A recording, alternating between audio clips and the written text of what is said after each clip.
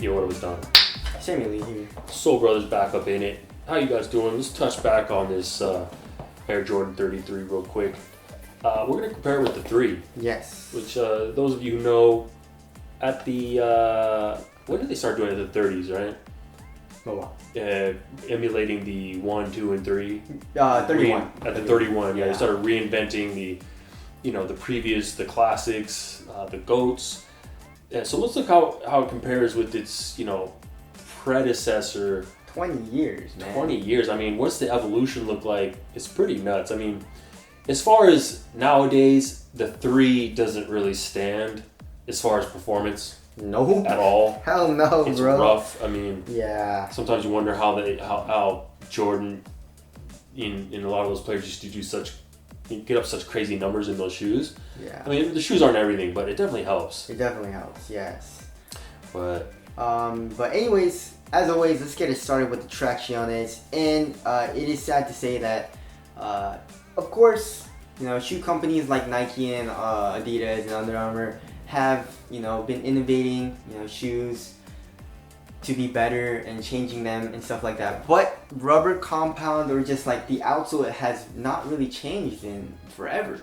Yeah. Basically, I wonder when they started using rubber for outsoles, but it really hasn't changed. But other than that, yeah, performance-wise, nothing really. I mean, the Jordan 1 is insane. The traction on the Jordan 1 is crazy. The 2, I didn't try the 2, but the 3, it's aight, I mean, on a clean court, it sticks really well, but it picks up a lot of dust. But, I mean, nowadays, there's a lot of basketball shoes that do that. It would be nice to have a freaking innovative, outsole.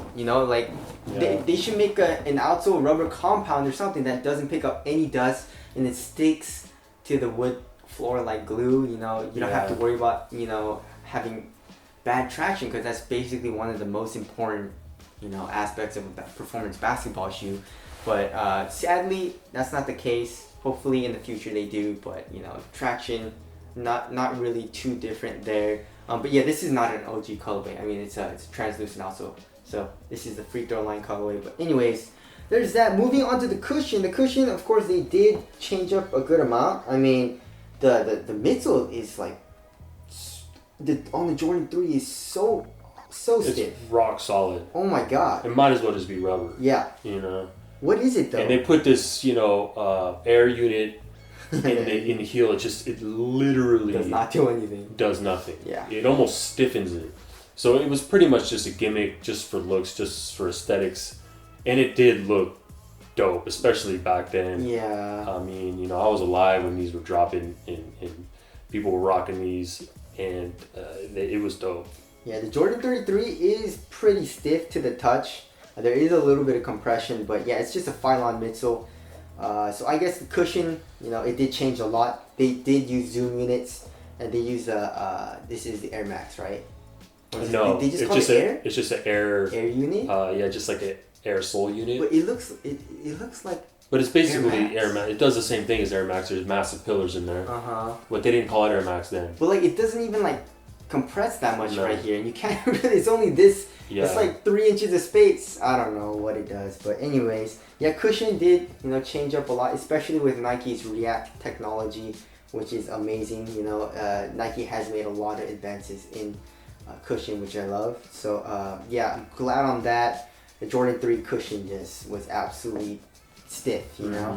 Also, moving on to the materials. They also did change it up a lot. Huge advancements. Yes. As far as using textiles and knits and wovens and stuff. Yeah. But interestingly, they use still a lot of synthetic leather. Yeah. In the 33, which I'm not a big fan of. It's like a synthetic suede material. I feel like we should just totally move away from that. Yeah. In performance basketball shoes at this point. It just adds extra weight and extra bulk that is not necessary. I guess if you're going for an aesthetic look, but exactly. I mean, but the 3 is just 100% leather. Leather, this tumbled nubuck. But yes. Yeah, and of course, old school shoes used leather, and I believe they said for performance basketball they started, I guess, kind of like in the 2010 around there. around like around there, they started using synthetic materials. Right. And then after that, more meshes and stuff like that. And then now it's more knits, textiles, and like I guess engineered meshes, and which I love. It feels a lot more minimal, and it also gets a lot softer. I mean, leather, once you break it in, it's actually super soft and nice. But it takes a while, depending on the leather too. Exactly. Also, it never really gets as soft as a knit or textile, and you can't really make it as thin as I guess you can, but a knit, it's just a textile or performance woven is just a lot softer, a lot thinner, and it can be just as supportive, and I believe it looks doper in my opinion. It does, and another big thing is it's way more ventilated. Yeah. Leather shoes are super hot, which sounds like a small gripe, but it's really not if your feet are sweating a lot, which creates a lot more friction, which you can get blisters, and there's really no need for that anymore. Exactly. And also another thing is the lacing system from the 33 to the 3.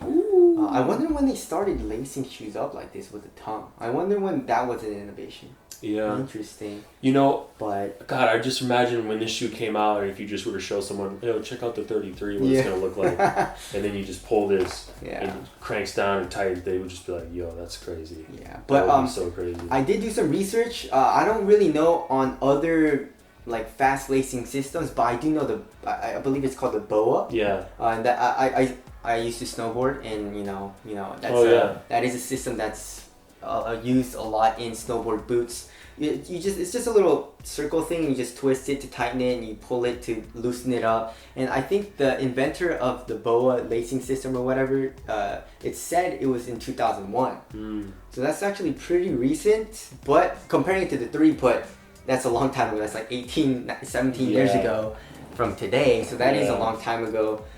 So the technology and putting it in footwear isn't new, but putting it in a basketball shoe is actually it's the first time it's ever been done. I believe, right? Yeah. They put it in, like Puma has their disc blade or whatever on their, Yeah, well, they don't even make basketball shoes. Yeah. Now they do. Now they do, but like they had it in their casual shoes and stuff. Right.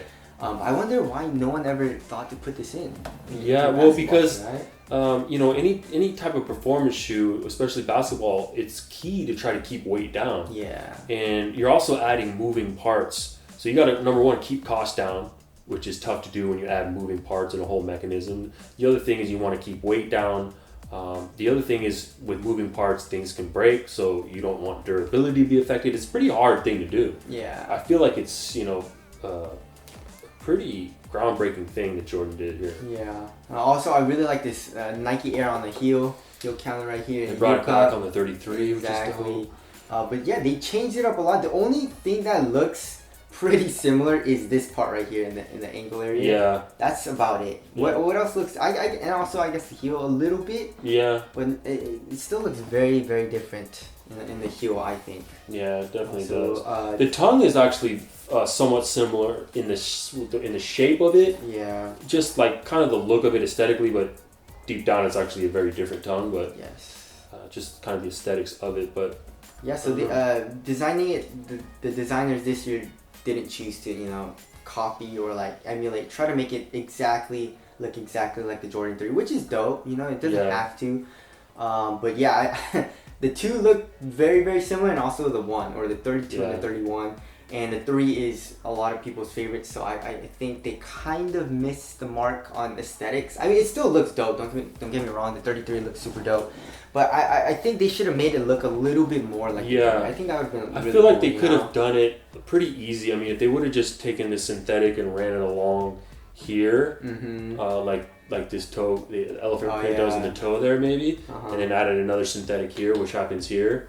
Because it would look very different even with the lacing system. You know what I'm saying? So you don't really have to change much for it to look different. But anyways, that is the technology differences. 20 years, 30 years. That's 30 years. Jordan 3 to the Jordan 33, 30 years ago. That's a long time. It's really, really cool to see how much technology has changed shoes, but also to see how it really didn't change it all that much, because feet stay the same. They're not gonna change anytime soon. But anyways, tell us your thoughts. Do you like the 33? And also, what do you think about where technology is going, or how technology got here? And also, what do you think companies should do in the future for shoes as far as like technology goes? Yeah, automatic lacing system, hyper adapt, bring that into about. That'll wind up in a lot of different shoes at some point once they figure out how to lighten it. And Exactly. that's it. Thanks for tuning in, Soul Brothers. We'll catch you in the next one later. Thanks.